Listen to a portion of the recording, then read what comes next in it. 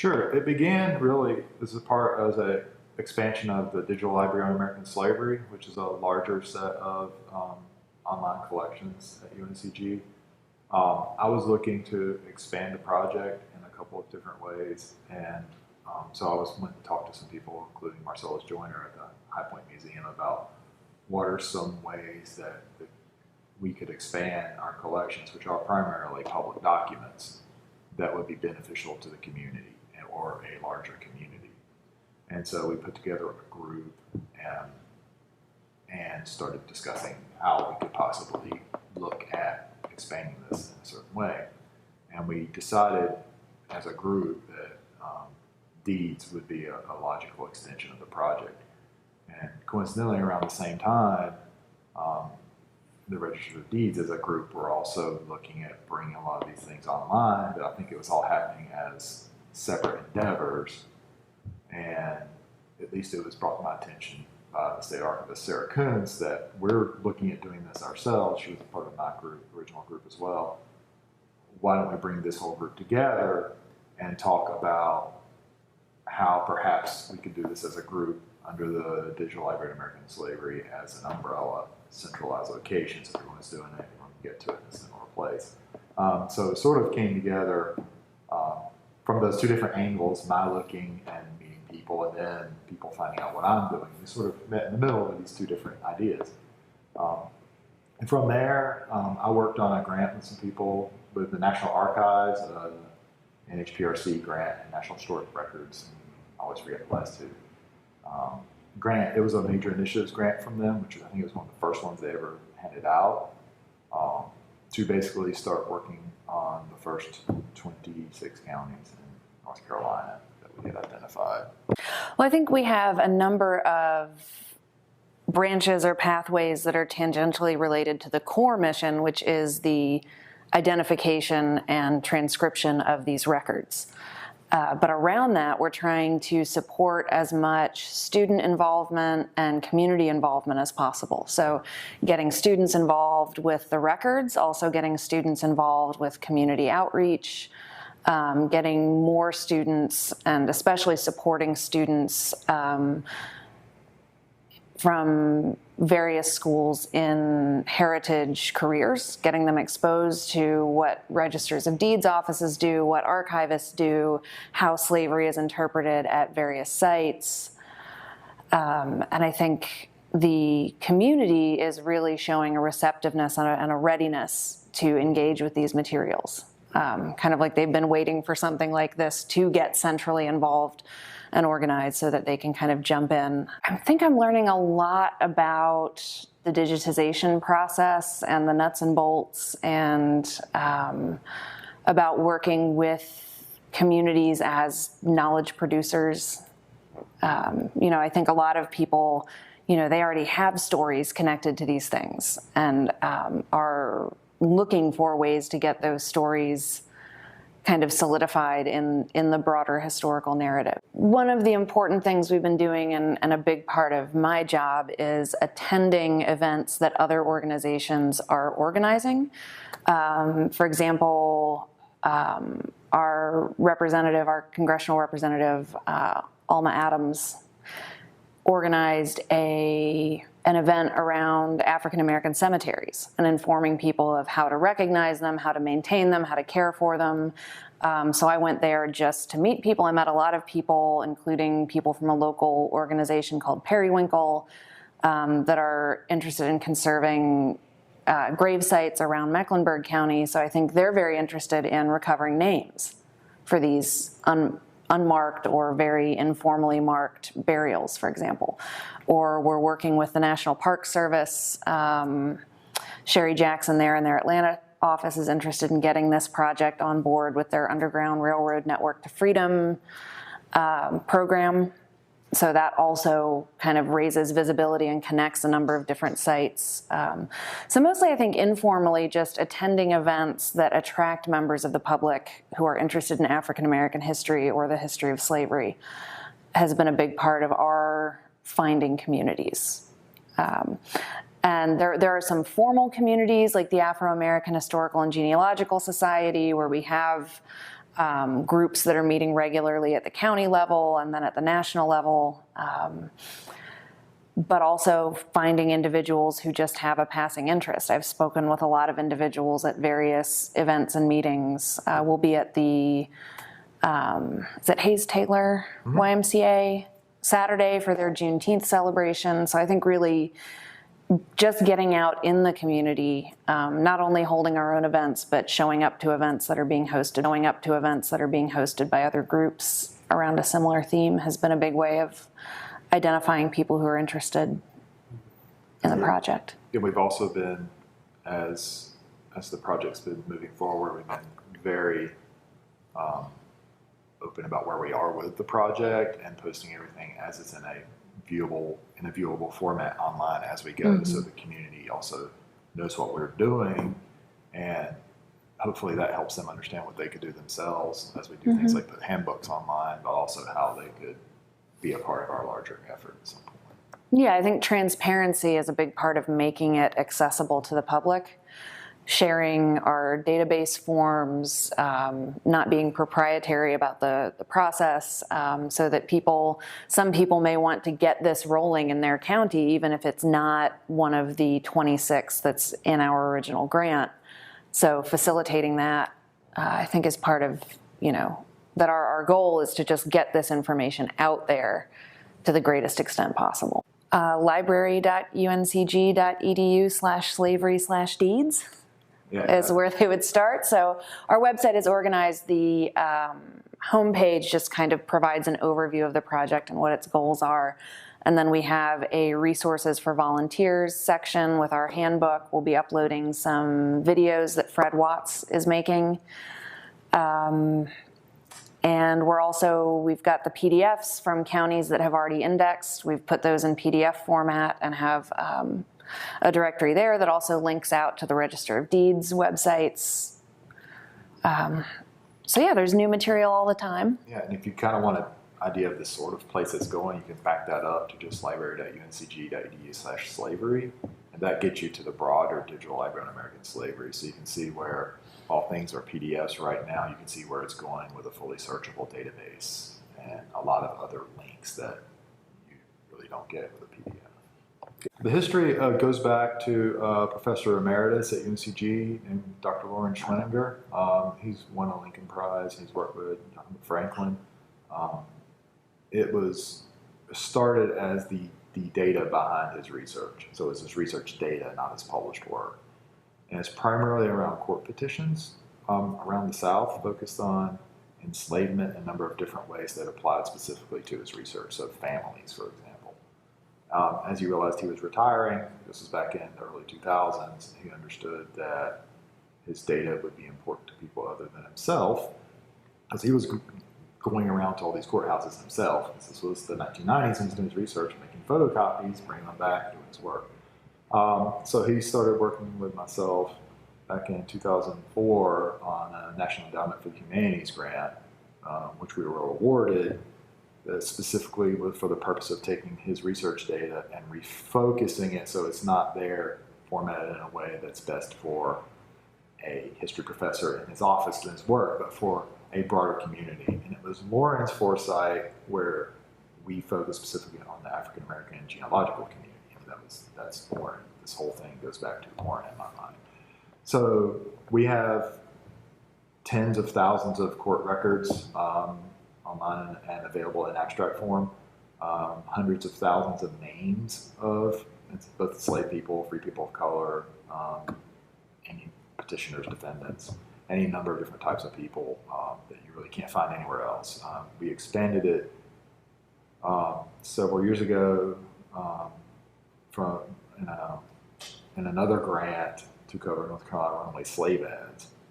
And we have what we think is a complete collection up through 1840, and we're currently finishing up through 1865. So that is an ongoing collection of ours right now that's also integrated with it.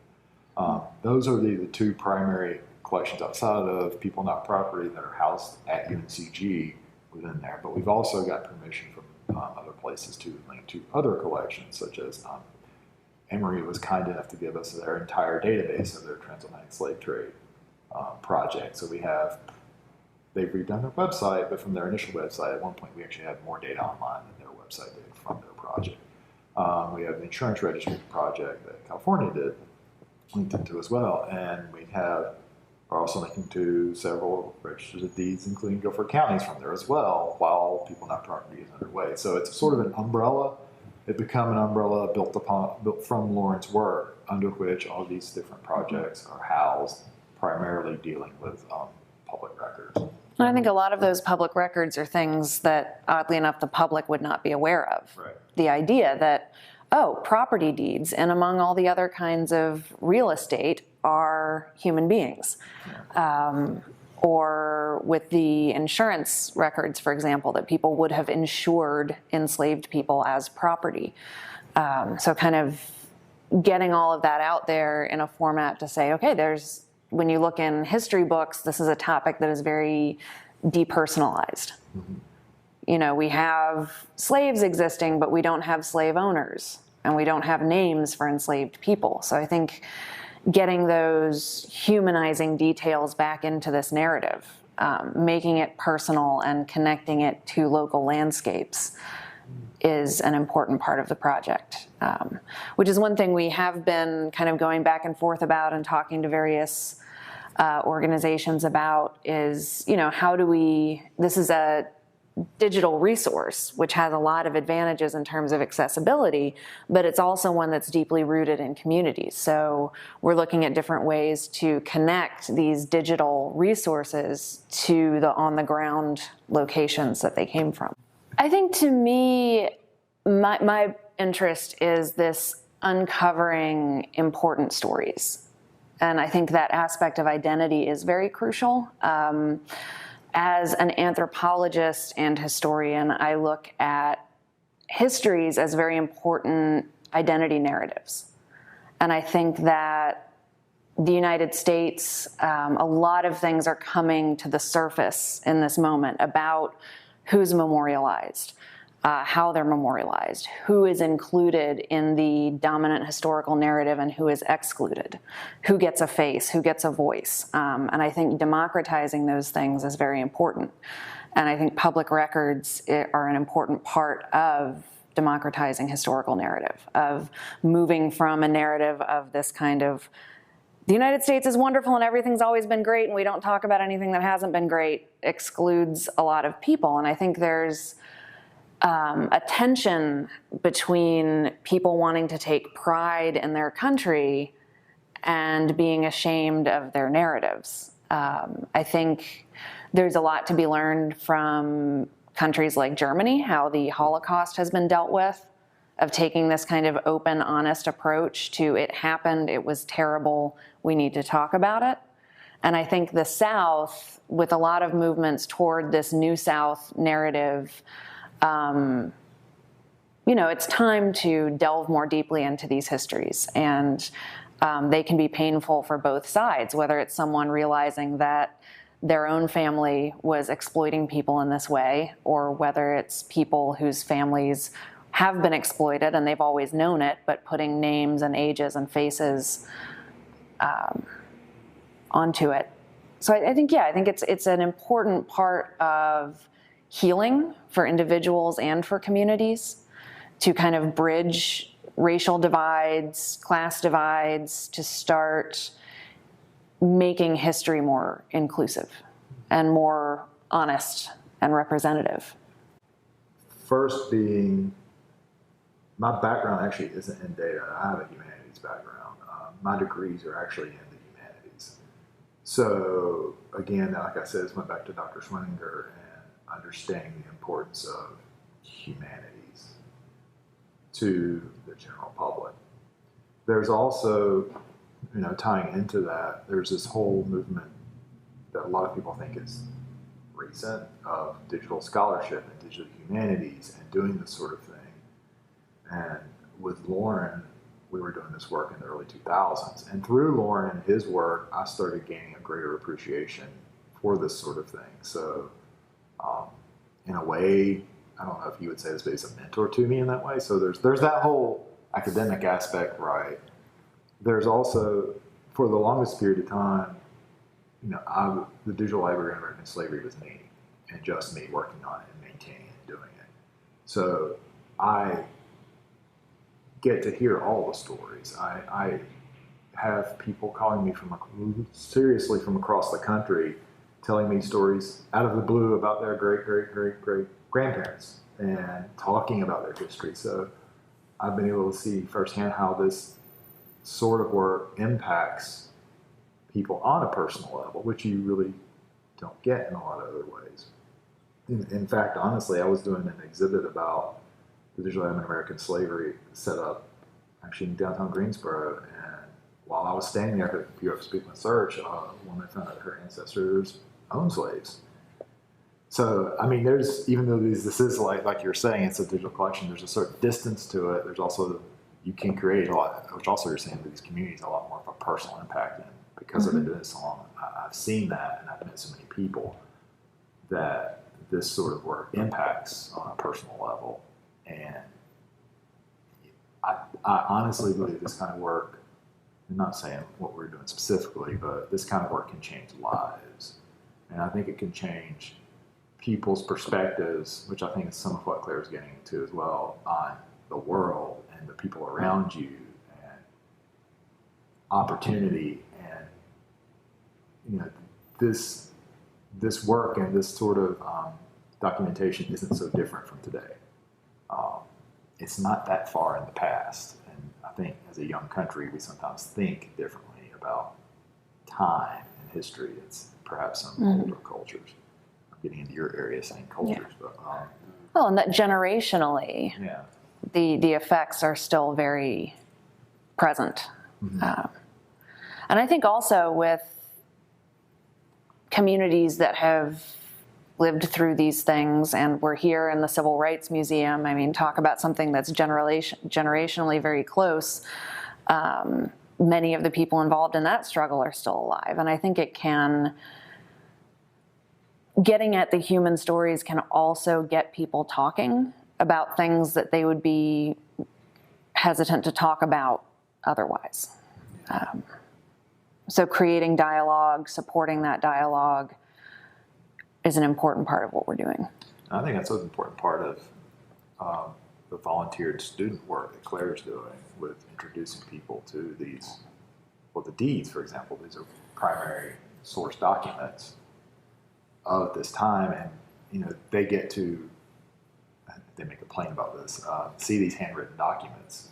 I mean, it's like in a way touching history and seeing these names, and these are people, and because it's handwritten, there was literally a hand on this at the time doing this. I mean, there's a directness to this sort of work that I think can be missed in other ways, and it's credit to Claire for pulling in so much of those kinds of opportunities for people, both at UNCG and at other institutions, A&T, Central, in the community themselves, with people coming. I mean, the opportunity to connect with history through this sort of work on a personal level is kind of amazing to me. I think just highlighting the opportunities and the need that we have for people to get involved in helping recover these histories, that we do want it to be a very community-based effort, and we would love for people to get involved, whether they can devote 30 minutes a month or several hours a week or anything in between to poring over these documents.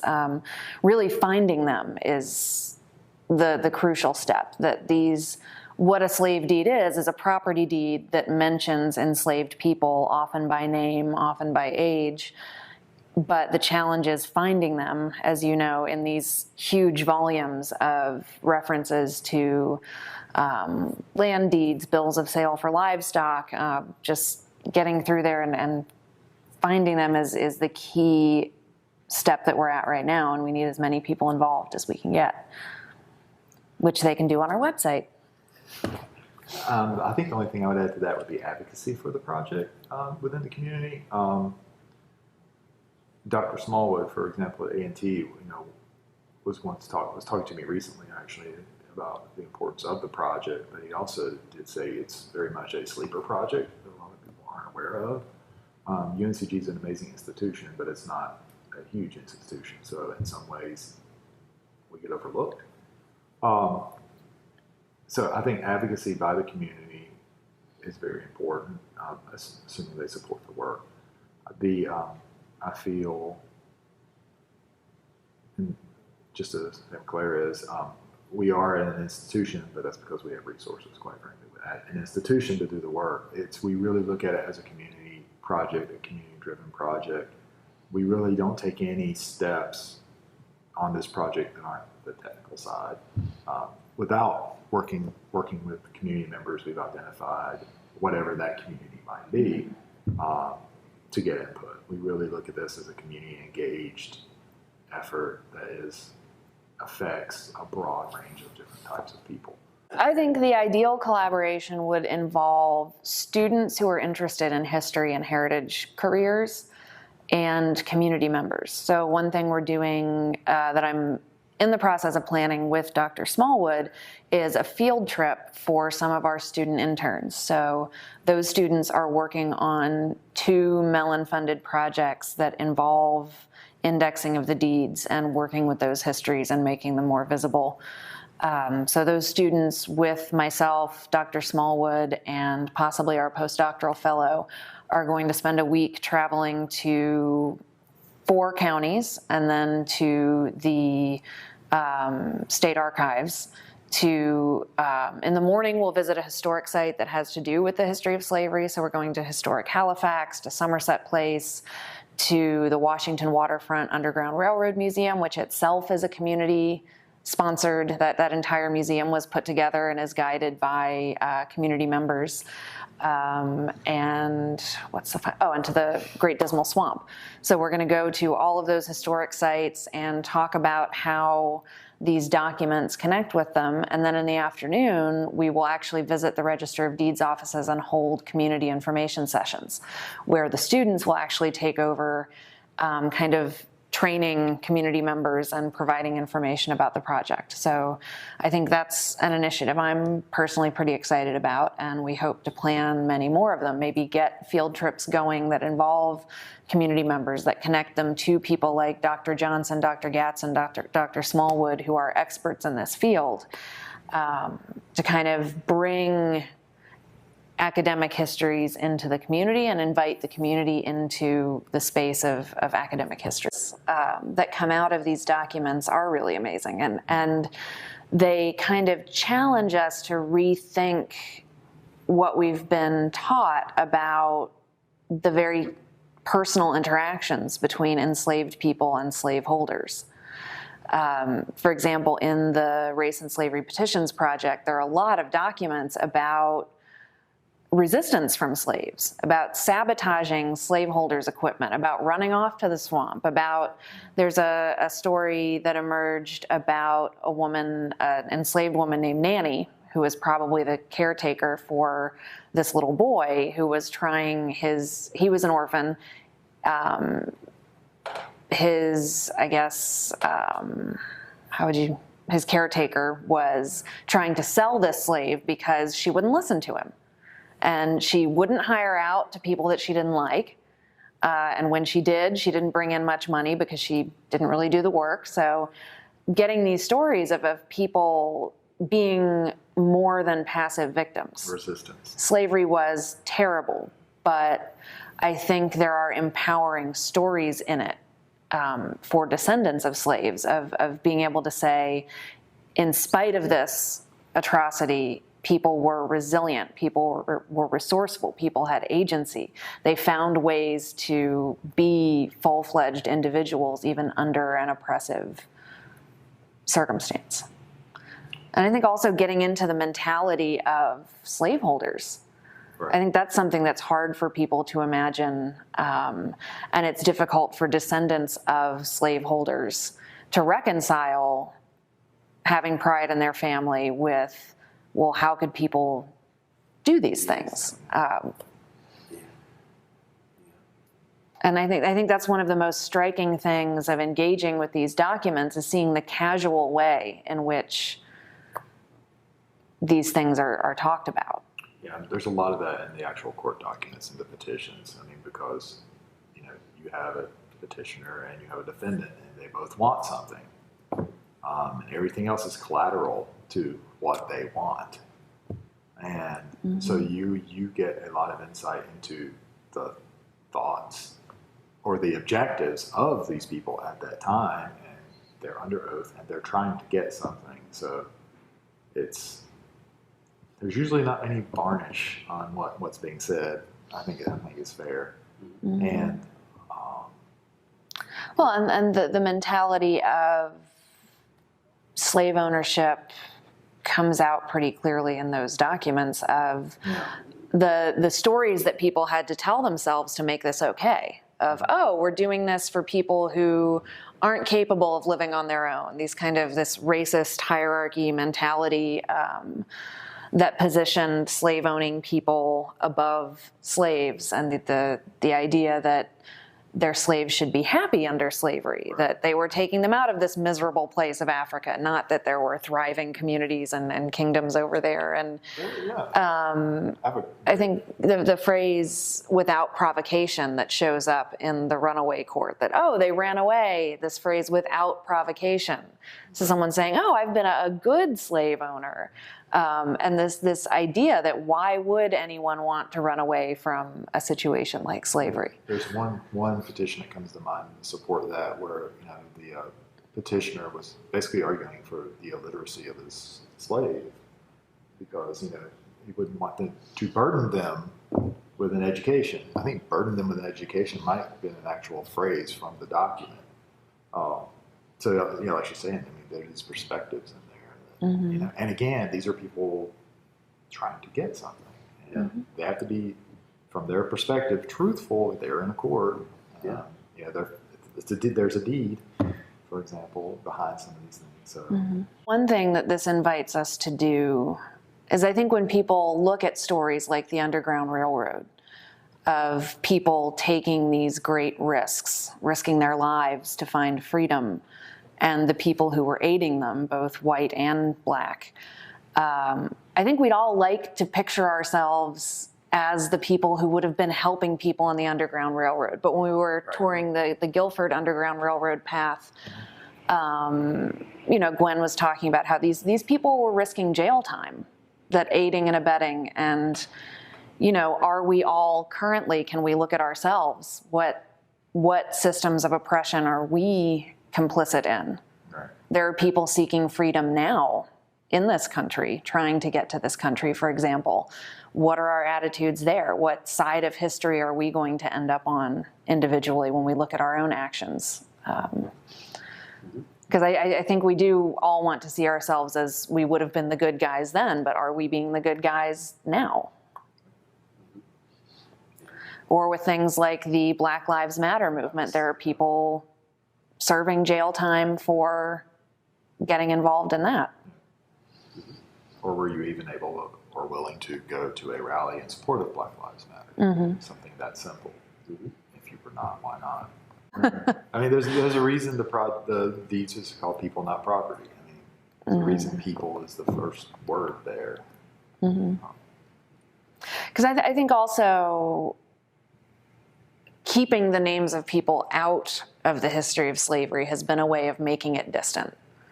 And that's a way of maybe denying that it has a continuing impact in our society today. That institutional racism is a thread that runs from oppression under slavery to violence under the Jim Crow era into institutional racism today in ways that impacts economic opportunity, educational opportunity, health and access to health care. The data's there, but there are still a lot of people who are successfully denying that these things exist.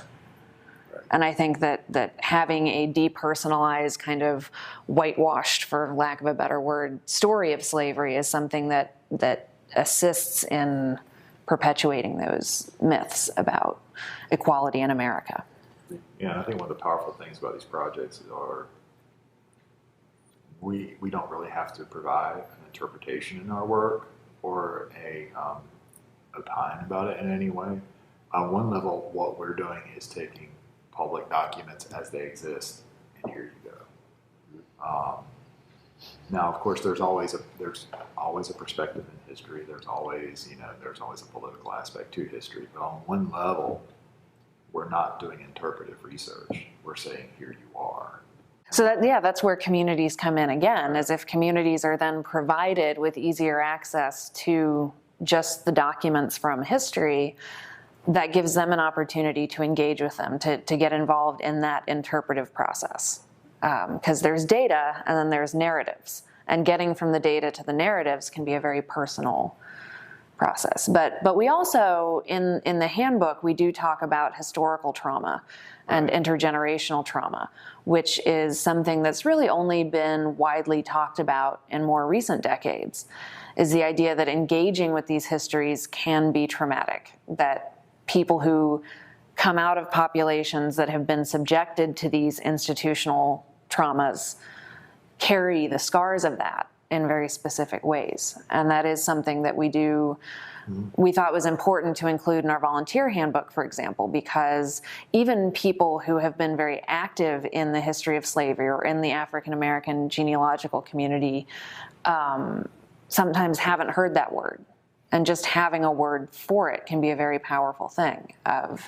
That, as you're probably aware yourself, engaging with these documents and looking at the truth of these historical events can be traumatizing. It can make you tired or irritable, or you might have to put it down and walk away from it for your own peace of mind for a certain period of time. And to me, as someone who's inviting people into these historical spaces, it's important to take some responsibility for that and be honest about what personal toll it can take to get involved with this. And that's not to deter people from doing it, but to say, it's okay if you need to put it down, even if you're passionate about this, or if you need to go talk to someone about it, if you need to take a walk, have some meditation or prayer time, do whatever it is that helps you maintain equilibrium and stay in a safe space while doing what is emotionally difficult work. And even in the ability to acknowledge that this is a thing,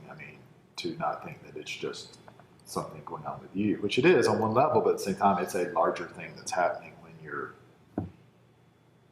you get so deeply into these records and documents and horror after horror. A coping mechanism, I suppose, is, and just acknowledging that what you're feeling is legitimate, and it's not just you. Yeah, and I think it does help it helps us to strategize of how do we engage in these conversations with people who are pushing back against them, and to try and understand maybe why it is that they're doing that. Because it's easy to just say, oh, that person doesn't want to talk about slavery because they're racist.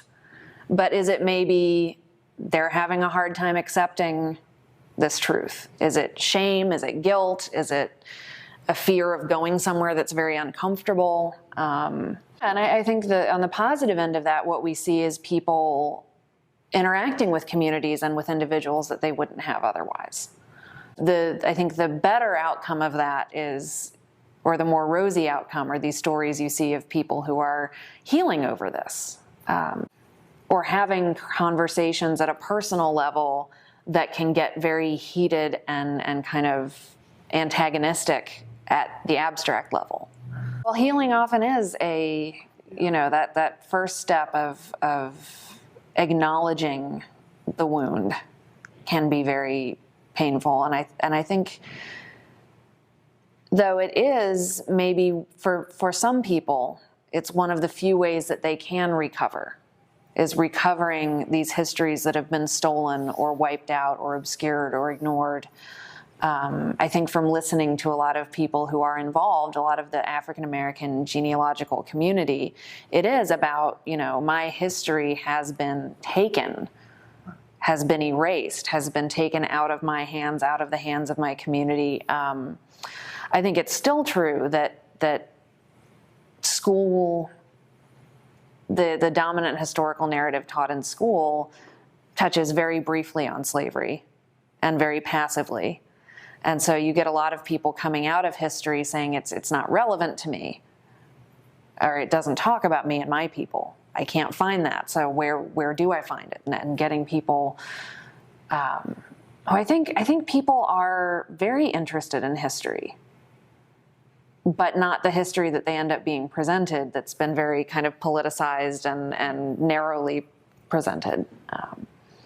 But when we start telling stories, or we invite people to tell their stories and recognize that they are part of that historical narrative of the broader community, of the broader country, the state, the county, that can be very empowering. Well, the first step to getting involved with the project would be to visit our website, library.uncg.edu/slavery/deeds. We're also on Twitter and Instagram at PPL Not Property, People Not Property, so they can find us on social media. I'm Claire Heckel. This is Richard Cox. You can also Google us at UNCG, find our websites, our emails, and we are always happy to receive phone calls, emails about the project from anyone who's interested.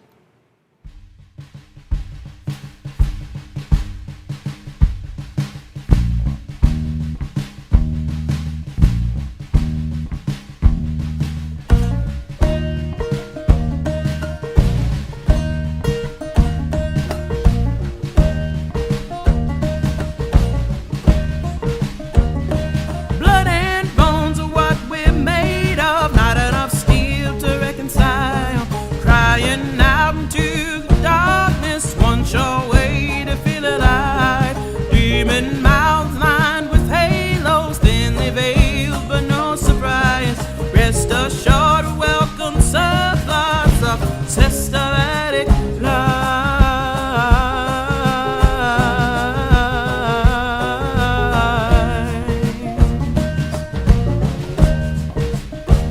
This child ain't mine, but my hands are tied, full of life, and the skin is white. Under my care she'll play and thrive. In a few years I'll be cast aside. I was once a noble daughter.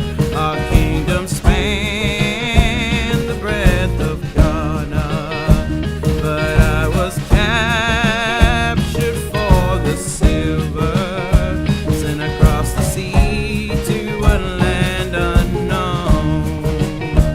Our rivals sold me to some white man, skin as though it came from heaven. When they bound us to their will, they trapped themselves in hell as well. Blood and bones are what we're made of, not enough steel to reconcile. Crying out into the darkness, one sure way to feel alive. Demon mouths lined with halos, thinly veiled, but no surprise. Rest assured to welcome surplus of systematic life.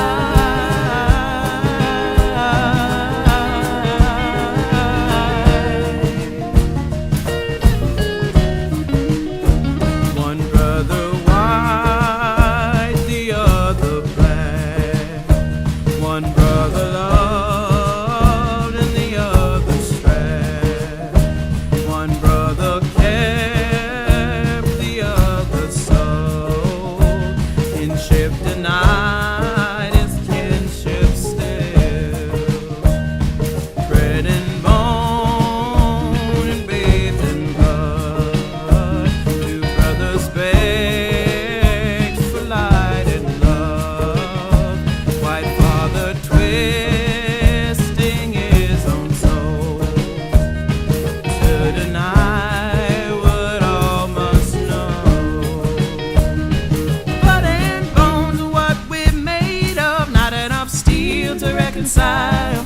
Crying out into the darkness, one sure way to feel alive. Demon mouths lined with halos, thinly veiled, but no surprise. Rest assured to welcome surplus of systematic lies.